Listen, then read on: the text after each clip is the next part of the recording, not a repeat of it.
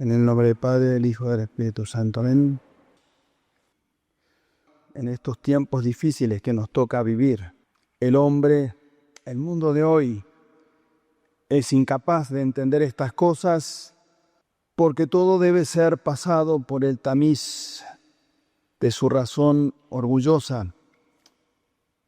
Nada acepta que signifique bajar la cerviz, someterse a nadie, y mucho menos a Dios y su ley, su doctrina. Es un orgullo ciego, y el dominio que ha adquirido el hombre hoy con su ciencia le hace creer que todo lo puede. Es un mundo en el que vivimos donde el hombre aspira a hacer las obras de Dios, a hacerse Dios. Y así domina o pretende dominar la vida, crea su propia religión, su propio culto.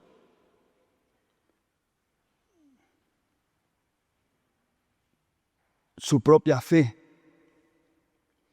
Y frente a esta verdadera locura, nos es necesario recurrir a San José, considerar los dones que Dios le otorgó, las virtudes que practicó, para imitarlas, para hacernos también como Él agradables a Dios. Y entre todos los dones, todas las virtudes que hubo en Él,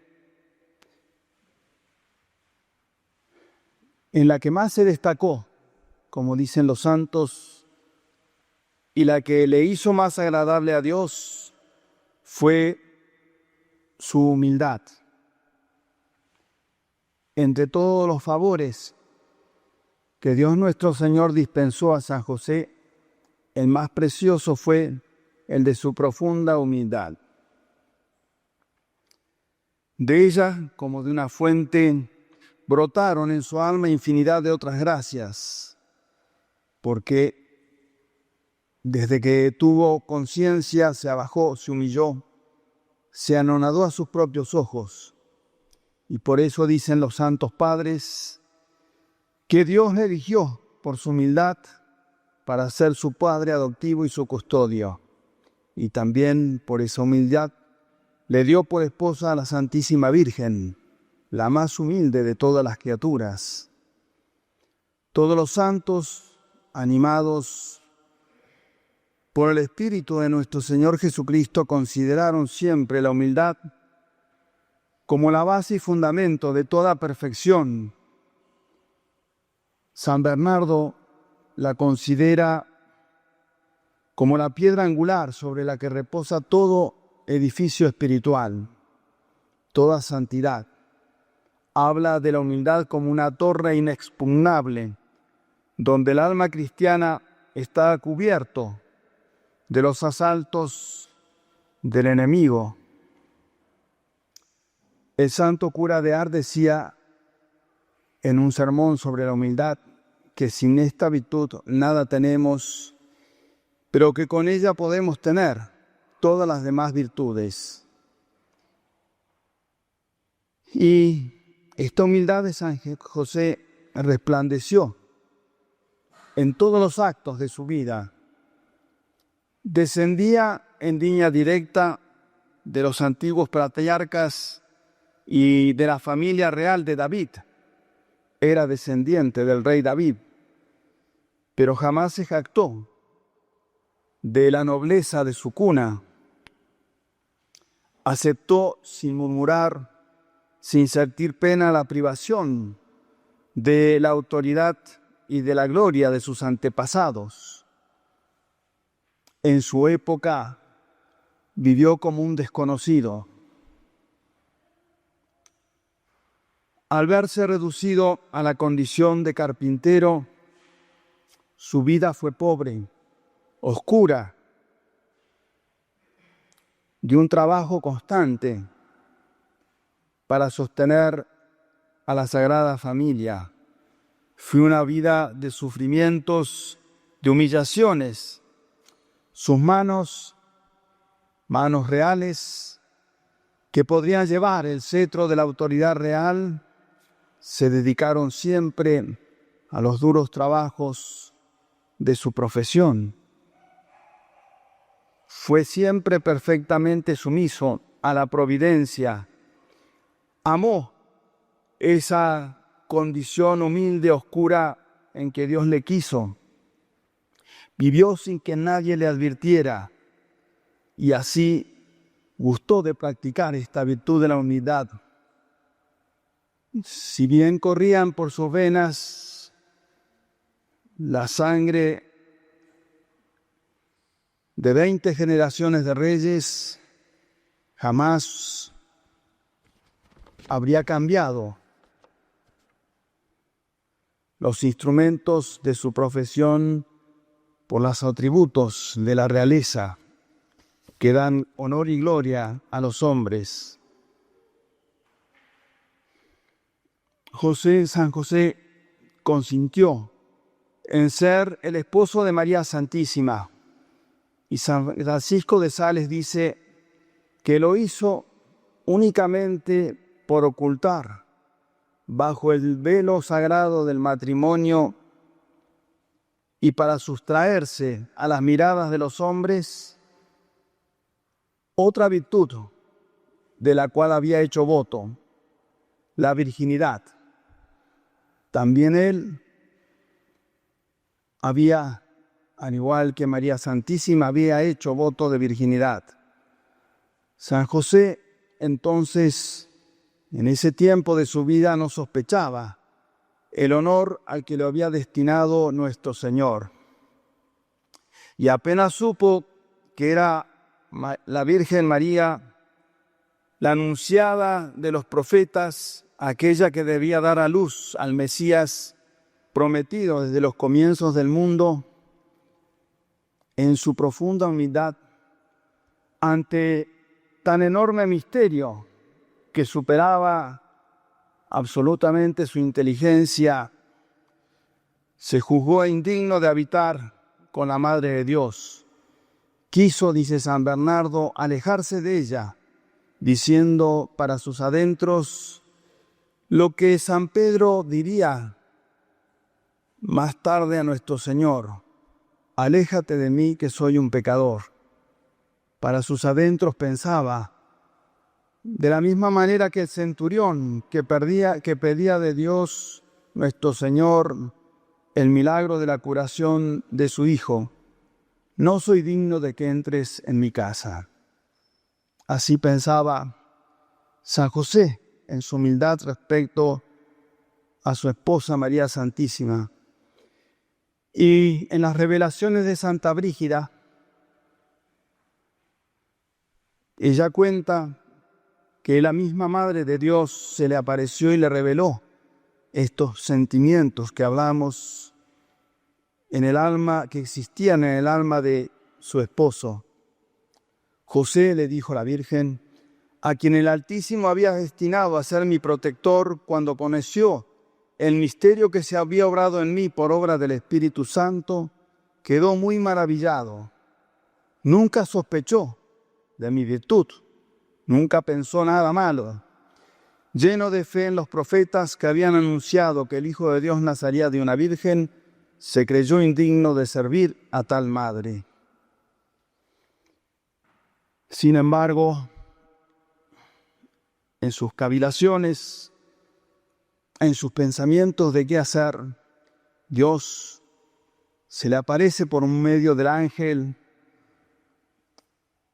que le comunica este misterio de la encarnación como obra de Dios, y San José acepta la voluntad divina y continúa viviendo con María Santísima, preparándose para su misión de padre.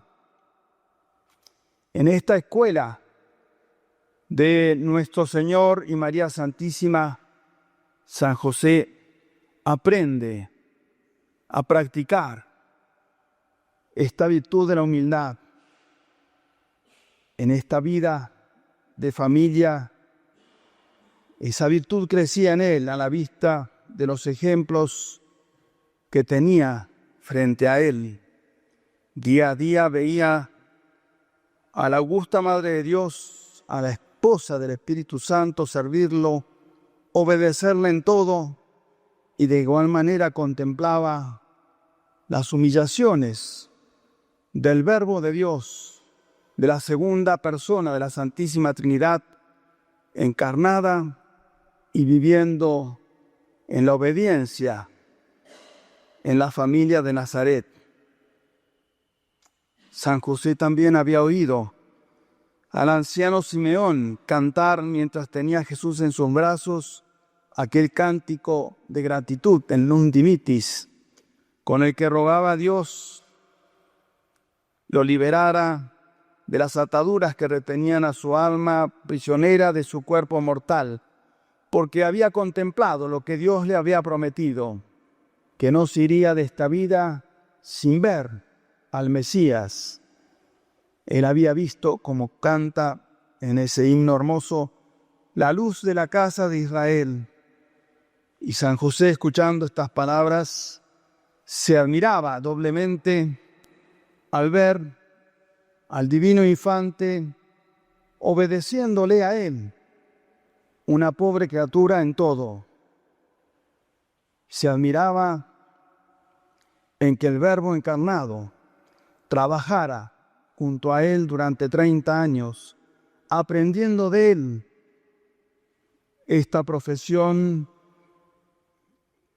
que Dios le había dado. Si San Juan el Precursor se llenó de admiración cuando el Verbo divino, confundido entre los pecadores, le pedía ser bautizado a las orillas del Jordán, se puede con razón decir, con más razón todavía, que San José vivió en un éxtasis, en una admiración permanente, contemplando a la divina majestad anonadada, al Creador de todas las cosas, hecho un niño, su Hijo, ocupando su vida durante 30 años en un oficio que era despreciable a los ojos de los hombres. Los judíos dirán, tiempo después de nuestro Señor, ¿acaso no es este el hijo del carpintero?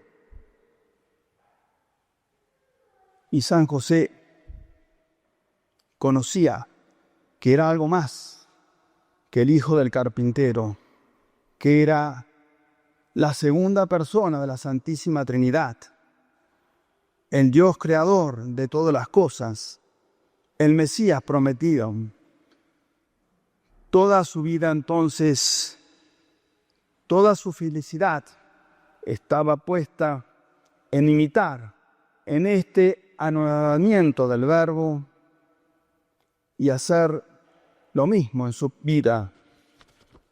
¿Cómo habría podido concebir, nos preguntamos, San José, el menor movimiento de orgullo o de vana complacencia de sí mismo ante los ejemplos que contemplaba en nuestro Señor y en María Santísima? Por el contrario, esos ejemplos de humildad, de anonadamiento, le daban luces extraordinarias acerca de la grandeza de Dios y de la nada de las criaturas. Le revelaban respecto de la humildad cosas que jamás habría podido discernir por sí mismo. Le enseñaron prácticamente que si la majestad divina no pudo ser honrada dignamente sino por la humillación de su Dios hecho hombre, todos nuestros homenajes son absolutamente nada delante de Él y por sí mismo no pueden ser jamás aceptables al beneplácito de Dios si no pasan, si no son realizados a través, por y en nuestro Señor Jesucristo. San José, podemos decir que rezaría de esta manera: Señor, yo no soy nada delante de ti, pero mirad a vuestro Hijo divino, reducido a tanto anonadamiento, para reconocer en Él vuestra soberanía. Él no desdeña humillarse obedeciéndome a mí, sirviéndome, que soy miserable. Antes bien, yo no soy digno de estas cosas. ¡Ay de mí! ¿Qué puedo hacer yo, Señor, sino unir la nada de mi naturaleza al anonadamiento voluntario de tu Hijo, y suplicaros aceptéis mis homenajes en los de vuestro Hijo divino? Jesús nuestro Señor cada día nos dice a cada uno de nosotros, con sus divinos ejemplos, con su doctrina, lo mismo que le manifestaba con su vida y sus palabras a San José: aprended de mí, que soy manso y humilde de corazón. Que siguiendo entonces estos ejemplos de la Sagrada Familia, estos ejemplos de San José, seamos fieles de ahora en más en practicar esta virtud, que es fundamento, base necesaria para toda santidad, para toda virtud en nosotros. Pidamos a nuestro Señor el concedernos la gracia de comprender el porqué y la obligación que tenemos de amar y de practicar esta virtud. Pidamos también que, como San José, aprendamos que la humildad de lo íntimo del corazón, donde tiene que estar asentada, enraizada, debe manifestarse al exterior, debe producir obras de humildad que nos dé la luz para conocer mejor la naturaleza y esencia de esta sublime virtud, y por sobre todo que nos obtenga la gracia de practicarla generosamente, a pesar de otra realidad que hay en nosotros, que es la repugnancia de nuestra naturaleza por las exigencias de nuestro amor propio pecador. Sentimos todos, ¿quién no?, que nuestra naturaleza se revela al solo pensar en las humillaciones y desprecios, y por eso ocultamos todo lo que pueda disminuirnos a los ojos de los demás. Nos disimulamos aún ante nosotros mismos, nos justificamos. Comencemos entonces por detestar nuestra soberbia, que es la raíz de todo pecado, y pidamos a Dios que nos dé la fuerza para combatir valerosamente esta soberbia, que es lo opuesto y el vicio contrario a la humildad. A imitación de San José, estudiemos con frecuencia los sentimientos del corazón de Jesús. Nada descubriremos en él que no nos lleve necesariamente a la humildad, que no nos lo haga amable y nos facilite su ejercicio. Que la humildad de ese corazón adorable y divino sea el principal objeto de nuestra devoción, nuestro modelo.